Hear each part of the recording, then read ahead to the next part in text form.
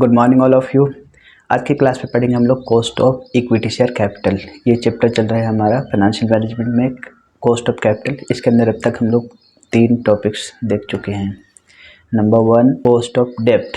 Cost of डेप्ट में देखे थे इरिडीमेबल डेप्ट और रिडीमेबल डेप्ट का कॉस्ट किस तरीके से निकाला जाता है, और उसमें भी फिर देखे थे before tax and after tax.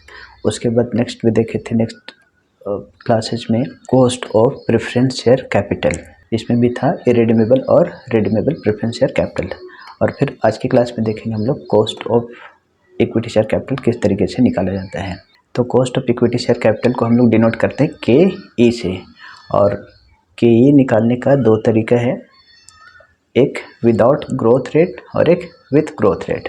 Without growth और तो कॉस्ट ऑफ इक्विटी किस तरीके से निकाला जाएगा ये देखते हैं। इसके लिए सबसे पहले विदाउट ग्रोथ में हमारे पास फॉर्मूला है के ई मतलब cost of equity equal to D by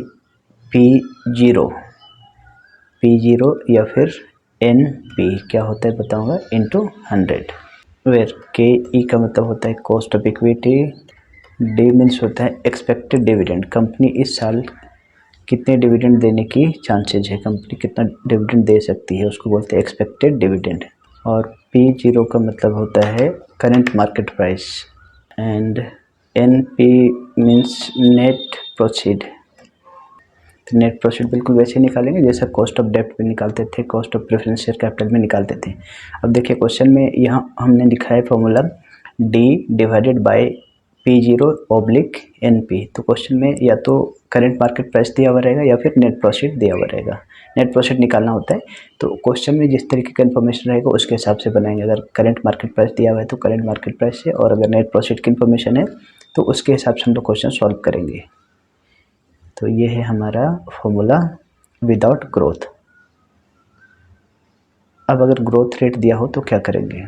question में कई बार ग्रोथ रेट दिया हुआ रहता है तो उस केस में के ई का फार्मूला क्या हो जाएगा, बिल्कुल सेम टू सेम यही वाला फार्मूला लिखेंगे, expected dividend by current market price या नेट प्रोसीड इनटू 100, और इसका जो आंसर आएगा वो परसेंटेज के टर्म में आएगा, और प्लस जो ग्रोथ रेट होगा 5% 10% उसको लिखेंगे जी फॉर ग्रोथ, इसको परसेंटेज में, और दोनों को जोड़ देंगे और हमारा आंसर आ जाएगा। तो दोनों का एक एक क्वेश्चन हम लेकर बना के आपको दिखाते हैं कि ये cost of equity share capital किस तरीके से निकाला जाता है। तो आइए देखते हैं एक एग्जांपल के through. Question number 1, a company issue 50,000 equity share of 10 each at a premium of 20% and the company pays underwriting commission at the rate of 5% on issue price if the rate of dividend expected by the shareholder is 2.5 per share, the cost of equity share capital would be। क्या होगा cost of equity share capital। तो देखो यहाँ पर किस तरीके से निकलेगा। सबसे पहले फार्मूला लिखिए, यहाँ ग्रोथ रेट वगैरह दिया हुआ नहीं है तो के ई का फार्मूला क्या होता है अभी हमने आपको बताया था बिफोर, नहीं विदाउट ग्रोथ और विथ ग्रोथ। तो यहाँ तो ग्रोथ रेट वगैरह क्वेश्चन में दिया हुआ नहीं है तो विदाउट ग्रोथ वाला क्वेश्चन होगा। डी मतलब एक्सपेक्टेड डिविडेंड डिवाइडेड बाय, यहाँ पर क्वेश्चन में मार्केट प्राइस वगैरह दिया हुआ नहीं है, मतलब P0 दिया हुआ नहीं है तो नेट प्रॉफिट निकालेंगे। तो यहाँ क्वेश्चन में बनेगा NP मतलब नेट प्रॉफिट इंटू 100। अब इसको एक एक करके निकालेंगे हम लोग। जब भी आप फॉर्मूला लिखते हैं तो उसका मीनिंग जरूर से लिखें, क्योंकि कई बार बुक में अलग टर्म्स यूज किए जाते हैं, डी की जगह में कुछ और टर्म्स यूज करते हैं, तो इसलिए आप उसका मीनिंग ज़रूर लिखें। के ई मतलब होता है कॉस्ट ऑफ इक्विटी, डी मतलब होता है एक्सपेक्टेड डिविडेंड। कंपनी देखो यहाँ पर कितना डिविडेंड पे कर रही है, 2.5 रुपीज़ पर शेयर, एक शेयर पर डिविडेंड पे कर रही है 2.5, तो यहाँ पर लिखोगे 2.5। हम चाहे तो इसको पूरा टोटल शेयर से मल्टीप्लाई करके भी निकाल सकते हैं या फिर एक सिंगल शेयर का भी ले सकते हैं। तो हम एक शेयर का ही ले लेते हैं। एक शेयर पर डिविडेंड दे रही है कंपनी 2.5 रुपीज़ का, तो इसको बोलते हैं एक्सपेक्टेड डिविडेंड। उसके बाद आपको चाहिए क्या, डी हो गया, NP चाहिए। NP मतलब होता है नेट प्रॉफिट। तो तो नेट प्रोसीड मतलब होता है जब कंपनी शेयर इशू कर रही है तो उसको पैसे कितने आ रहे हैं। देखिए यहाँ पर निकाल के बता देते हैं, या यहीं पे निकाल सकते हो। Calculation of net proceed. पहले देखो फेस वैल्यू, एक शेयर की कीमत कितनी है, तो एक शेयर की कीमत देखो यहाँ पर दिया हुआ है 10 रुपीज़, उसको बोलते हैं फेस वैल्यू। और कंपनी इस शेयर को 20% प्रीमियम इशू कर रही है, तो 20% प्रीमियम का मतलब होता है, इसको ऐड करो, इसको सिक्योरिटी प्रीमियम बोलते हैं, सिक्योरिटी प्रीमियम। देखिए मैथमेटिक्स है, इसको कई तरीके से बना सकते हैं। जैसे हम इसको फेस वैल्यू को 10 इंटू 50,000 मतलब 5 लाख रुपया भी लिख सकते हैं। तो अगर हम टोटल अमाउंट लेते तो डिविडेंड में भी हमको शेयर से मल्टीप्लाई करना पड़ता, तब सिंगल शेयर का निकाल रहे आंसर सेम होगा। आप कैसे भी निकाल सकते हो। तो फेस वैल्यू 10 रुपीज़ और उसको प्रीमियम में इशू करेगी कंपनी 20% प्रीमियम, मतलब 10 रुपये वाला शेयर को कंपनी 20% ज़्यादा महंगे में बेचेगी। इसका मतलब 2 रुपया ज़्यादा में बेचेगी। तो 10 वाले शेयर को अगर 2 रुपये महंगे बेचेगी कंपनी, तो इसका इशू प्राइस या सेल प्राइस हो जाएगा 12 रुपया। इसको बोलते हैं इशू प्राइस। फिर से बोल रहा हूँ एक बार दोबारा से, आप चाहे तो इसे फेस वैल्यू 10 रुपया, उसको टोटल नंबर ऑफ शेयर जो 50,000 है इससे भी मल्टीप्लाई करके बना सकते हैं, आंसर सेम आएगा। तो ये हो गया इशू प्राइस। अब इसमें अगर कोई खर्चे वर्चे हो रहा है तो उसको माइनस करते हैं। लेस फ्लोटेशन कॉस्ट लिखा हुआ है क्वेश्चन में, या अंडर राइटिंग कमीशन है शायद। Pay underwriting commission of 5% on issue price. Company underwriting commission दे रही है, तो कमीशन एक तरीके से एक खर्च है कंपनी का। अंडर राइटिंग कमीशन शेयर वगैरह को बिचवाने में जो खर्च होते हैं अंडर राइटर लोग को देना पड़ता है, उसको बोलते हैं अंडर राइटिंग कमीशन। तो ये अंडर राइटिंग कमीशन है जो इशू प्राइस है 12 रुपीज़, इसका 5%। इसको डिवाइड करोगे तो आएगा 0.10 रुपया वाले शेयर को 2 रुपये प्रीमियम में इशू किया, तो हो गया उसका इशू प्राइस 12 रुपये। 12 रुपये में खर्चे हुए 12 रुपया का 5% 60 पैसे। तो 12 रुपये में 60 पैसे माइनस कर दोगे तो बचेगा 11 रुपया 40 पैसे हैं। इसको बोलते हैं नेट प्रोसीड। इसके पहले वाले टॉपिक्स केडी था, केपी था, इस समय भी हम लोग नेट प्रोसीड कई बार निकाल चुके थे, बट वहाँ पर हम लोग पूरे अमाउंट के साथ निकालते थे। यहाँ सिंगल शेयर्स का ले रहे तब भी सेम आएगा। तो ये नेट प्रोसीड आ गया। बस आपको अब फार्मूला पुट करना है। देखिए के ई का फार्मूला आता है expected dividend divided by net proceed into 100। तो यहाँ पर आप देखिए नेट प्रोसीड आपका आ चुका है 11.40 रुपीज़। अब पुट कीजिए वैल्यू। एक्सपेक्टेड डिविडेंड है 2.50 या 50 लिख सकते हो, डिवाइडेड बाय नेट प्रोसीड है 11.40 इंटू 100। इसको सिंप्लीफाई कीजिए, आंसर आएगा। 2 जीरो नीचे लगा दो और ये पॉइंट हटा के ऊपर 2 जीरो लगा दो, तो ये कैंसिल हो गया। 250 और 100 से मल्टीप्लाई करोगे तो 00 डिवाइडेड बाई 1140, और इसको अगर हम डिवाइड करें तो आ जाएगा 22%। इसको आप कैलकुलेटर से डिवाइड कर लेना फिलहाल के लिए। तो बहुत ही सिंपल है, ये हो गया आपका आंसर। तो बहुत ही सिंपल है, आपको करना कुछ नहीं है। कॉस्ट ऑफ इक्विटी में के ई इक्वल टू होता है expected dividend by net proceed into 100। Net proceed मतलब होता है कि कंपनी जब शेयर इशू करता है तो उसको नेट पैसे कितने बचे इशू किए, उसमें से कुछ खर्चे वर्चे हुए तो खर्चे वर्चे माइनस करने के बाद कंपनी के पास कितने पैसे बचे, उसको बोलते हैं नेट प्रोसीड। और उसको एक्सपेक्टेड डिविडेंड से डिवाइड कर दीजिए और 100 से मल्टीप्लाई करेंगे, हमारा आंसर आ जाएगा। तो ये क्वेश्चन नंबर 1 डन।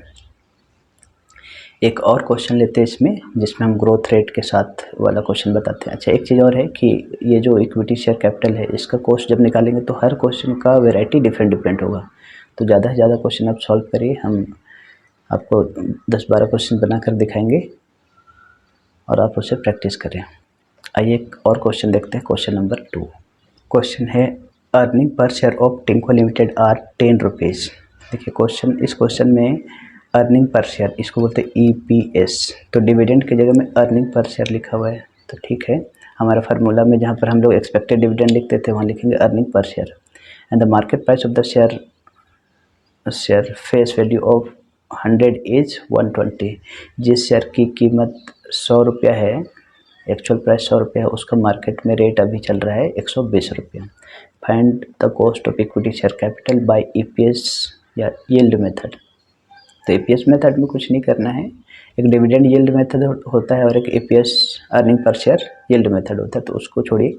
अब बस इतना समझ लो कि जहाँ पर डिविडेंड लिखते थे फॉर्मूला में, ये देखो यहाँ पर लिख देंगे ईपीएस अर्निंग पर शेयर, बस इतना ही सा डिफरेंस है, बाकी सेम होगा। तो जैसा कि बोल रहे हैं कि इस वाले चैप्टर में वैरायटी ऑफ क्वेश्चन मिलेगा आपको, तो डोंट गेट कंफ्यूज। हम अलग अलग टाइप का क्वेश्चन 10-12 बना के दिखाएंगे, उसका प्रैक्टिस कीजिए, आपको सारी चीज़ें आसानी से समझ में आ जाएगी। तो पहले देखो क्या क्या करना है, और यहाँ पर ग्रोथ रेट भी दिया हुआ है 5%, तो विथ ग्रोथ वाला फार्मूला लगाएंगे, ये वाली सेकेंड वाली। क्या फार्मूला है, एक्सपेक्टेड डिविडेंड बाई P0 या नेट प्रॉफिट। क्वेश्चन में जो रहेगा, जैसे इस क्वेश्चन में, पिछला वाला क्वेश्चन में आपका नेट प्रॉफिट था, बट इस क्वेश्चन में मार्केट प्राइस दिया हुआ है, करेंट मार्केट प्राइस, अभी मार्केट में इस शेयर का प्राइस कितना चल रहा है ये दिया हुआ है, तो उसको P0 से डिनोट करते हैं।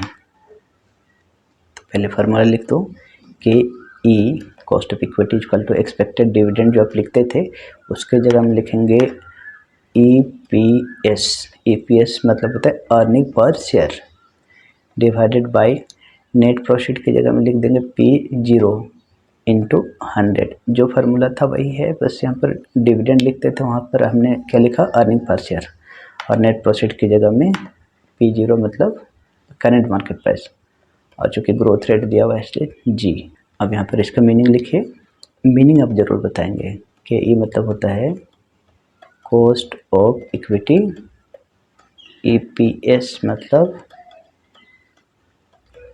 अर्निंग पर शेयर, जो कि क्वेश्चन में दिया हुआ है earning per share is 10 rupees, और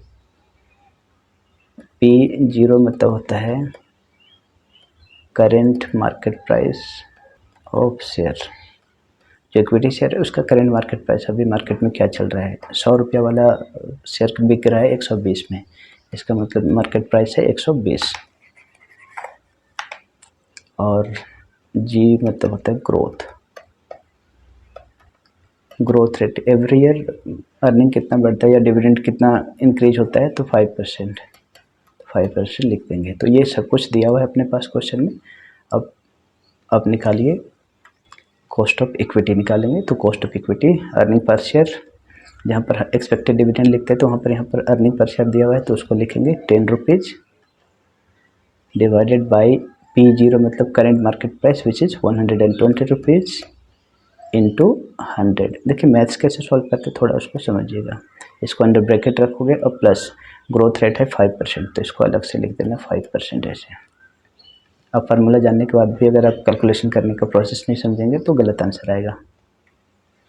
अब इसको सॉल्व कीजिए, 100 डिवाइडेड बाई 12 और प्लस 5%।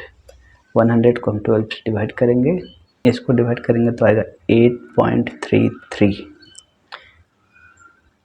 100 को अगर आप 12 से डिवाइड करेंगे तो आएगा 8.33%, और इसको परसेंट के टर्म में लिखना है क्योंकि 100 से मल्टीप्लाई आपने करा है, और प्लस ये 5%, तो 8 और 5 13.33%, ये हो जाएगा आपका आंसर।